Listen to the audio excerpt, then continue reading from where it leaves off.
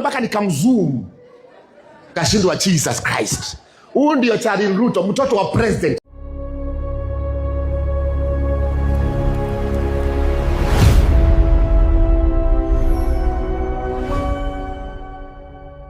Mimi nilikuwa nangojea mwanaume mrembo mweupe, mwanaume good looking, wale vijana wanakaa smart kutuliko, wamevaa earrings moja.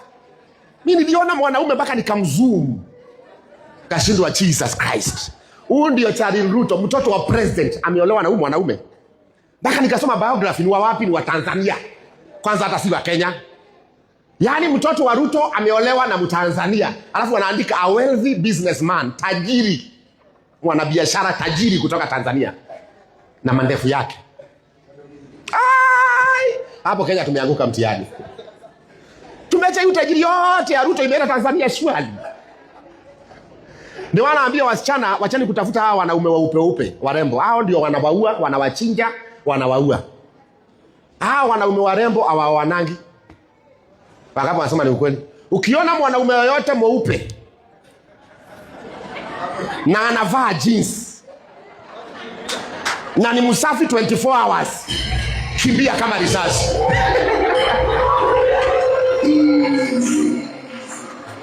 Tafuta wanaume kama sisi. Weusi. Wale tunasema black is beautiful. Mimi nilio mwenye ameoa Charlie Ruto jana. Mulikuwa kwa TV ama ni mimi niliona zangu? Muliona mwanaume mwenye na mahelikopta na mandege? Lakini mimi I expected mwanaume mrembo sana, mweupe, wale wanaume warembo. Si unajua wale wanaume warembo wale wana act sinema za Nigeria. You want to see? Producer.